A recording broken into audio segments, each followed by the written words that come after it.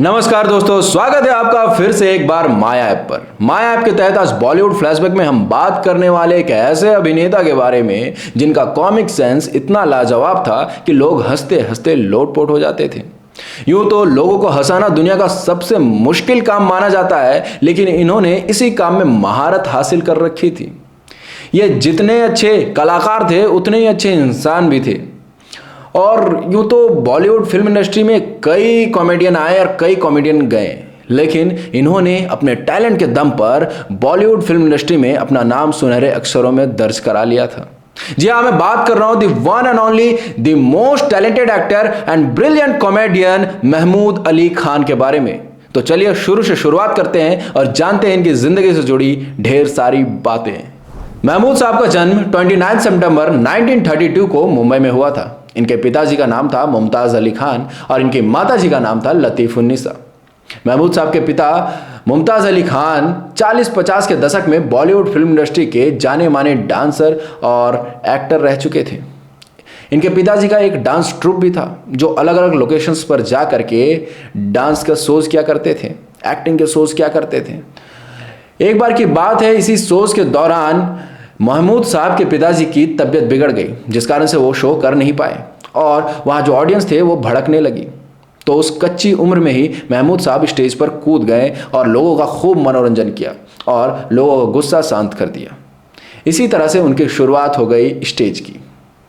यूँ तो मुमताज़ अली खान अच्छा खासा पैसा कमा लिया करते थे, लेकिन फिर भी उन्हें घर चलाने में बहुत दिक्कत आ रही थी। वजह यह थी कि महमूद साहब 7 भाई बहनें थीं और इतने सारे बच्चों को एक साथ पालने में बहुत ज़्यादा दिक्कत आ रही थी, अच्छे पैसे कमाने के बावजूद, जिसकी चिंता में उनके पिताजी शराब पीना शुरू कर दिए थे और फिर धीरे धीरे हालत और बिगड़ने लगी।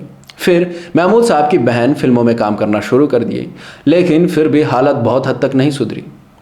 बचपन में अक्सर महमूद साहब अपने पिताजी के साथ बॉम्बे टॉकीज स्टूडियो जाया करते थे और अपने मिजाज अनुसार वो अक्सर वहाँ खेल कूद, हंसी मजाक, ठिठोलिया करते रहते थे। ऐसे में ही एक बार वहाँ अशोक कुमार साहब की फिल्म शूटिंग हो रही थी और इसी फिल्म में उन्हें अशोक कुमार के बचपन का किरदार चाहिए था। और अचानक से अशोक कुमार की नज़र वहाँ खेल रहे महमूद साहब पे पड़ी। उन्होंने देखा और फिर अशोक कुमार के कहने पर उस फिल्म में अशोक कुमार के बचपन का किरदार महमूद साहब को दे दिया गया और इस तरह से शुरुआत हो गई फिल्मी सफ़र महमूद साहब की।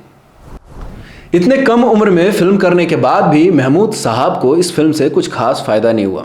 यह अलग बात है कि उन्हें उस समय फिल्मों में काम करने का शौक भी नहीं था, लेकिन जैसे जैसे जिम्मेदारियां बढ़ने लगी, महमूद साहब ड्राइवर के तौर पर राजकुमार संतोषी के पिता TL संतोषी की गाड़ी चलाने लगे और साथ ही साथ मीना कुमारी को टेबल टेनिस की जो प्रशिक्षण है वो भी देने लगे।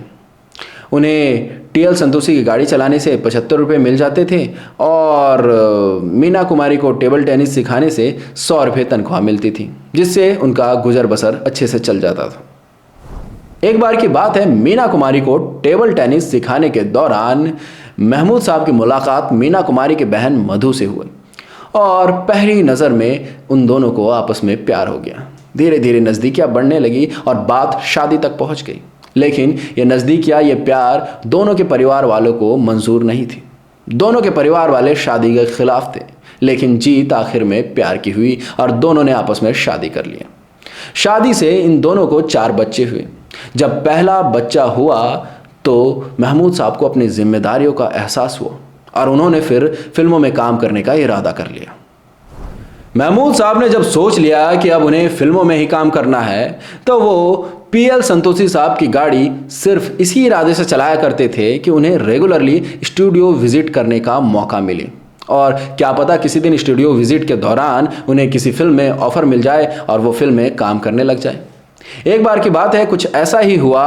वो स्टूडियो विजिट में गए हुए थे और वहाँ पर मधुबाला की शूटिंग चल रही थी। मधुबाला के सामने एक जूनियर आर्टिस्ट लगातार कई टेक पे टेक लिए जा रहा था। 10 टेक के बाद भी वो अपना डायलॉग नहीं बोल पाया। तो डायरेक्टर ने वहीं सामने खड़े महमूद साहब से कहा कि तुम ये डायलॉग बोल के दिखाओ। महमूद साहब ने एक टेक में पूरा डायलॉग बोल दिया, जिससे डायरेक्टर बहुत खुश हुए और उन्हें 300 रुपये भी दिए, जिससे इन्फ्लुएंस होकर के फिर महमूद साहब ने ड्राइवर का काम छोड़ दिया और as a junior artist regularly काम करने लगे। महमूद साहब एक्टर डायरेक्टर गुरुदत्त साहब के बहुत बड़े फैन थे। महमूद साहब ने अपने घर में गुरुदत्त साहब की एक बहुत बड़ी तस्वीर भी लगा रखी थी।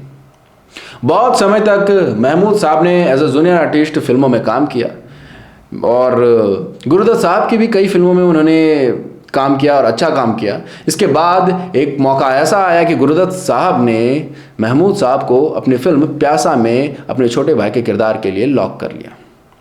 इस फिल्म में काम करने के बाद महमूद साहब ने फिल्म सीआईडी में भी काम किया। फिर कई फिल्मों में उन्होंने काम किया और उनके फिल्मी करियर का जो सफ़र था वो शुरू हो गया।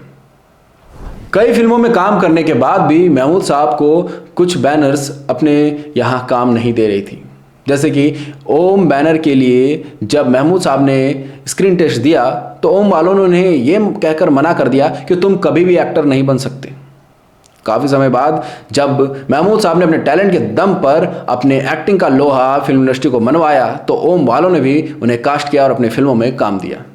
एक बार की बात है, महमूद साहब मीना कुमारी के पति कमल अमरोही के पास काम मांगने के लिए गए, लेकिन कमल अमरोही ने उन्हें यह कहकर मना कर दिया कि ज़रूरी नहीं कि एक अभिनेता का बेटा अभिनेता ही बने, मैं तुम्हें कुछ पैसे देता हूँ, तुम कुछ और काम शुरू कर लो। ये बात महमूद साहब को बहुत बुरी लगी और उन्होंने ये अपने फिल्मी करियर का जो सफ़र था वो जारी रखा और मेहनत करने लगे और फिर आखिरकार उन्हें 1959 में एक फिल्म मिली जिसका नाम था छोटी बहन और इस फिल्म में उन्हें एक कॉमेडियन का किरदार मिला। उन्होंने इस फिल्म में किरदार को इतना बखूबी निभाया कि लाखों उनके फैंस बनने लगे, लोग उन्हें खूब पसंद करने लगे, लोग हंसते हंसते लोटपोट होने लगे और इस तरह से फिल्म इंडस्ट्री में उन्होंने जगह बनाई। और इसके बाद ओम वालों ने भी उन्हें अपनी फिल्मों में काम देना शुरू कर दिया।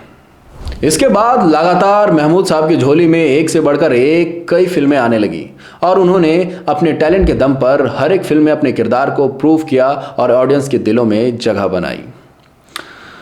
वो उस ज़माने में कॉमेडी के बेताज बादशाह बन गए थे। लोग उन्हें बहुत पसंद करते थे, लोग उनके एक्टिंग को देखते थे और खूब हंसते थे, खूब मनोरंजन करते थे अपना। और बहुत सारे एक्सपीरियंस लेने के बाद महमूद साहब ने सोचा कि क्यों ना फिल्म निर्माण की तरफ बढ़ा जाए और 1961 में उन्होंने फिल्म छोटे नवाब का निर्माण किया, जिसमें उन्होंने संगीत का काम राहुल देव बर्मन को सौंपा और इस तरह से आर.डी. बर्मन की भी फिल्मी करियर की शुरुआत हो गई। फिर 1965 में आई फिल्म गुमनाम में महमूद साहब को एक गाने में काम करने का मौका मिला। गाना कुछ इस प्रकार था, हम काले हैं तो क्या हुआ दिल वाले हैं। ये गाना स्पेशली महमूद साहब पे फिल्माया गया और ये गाना आगे चलकर इतना हिट हुआ कि लोग आज भी इसे गुनगुनाते हैं और खुशी से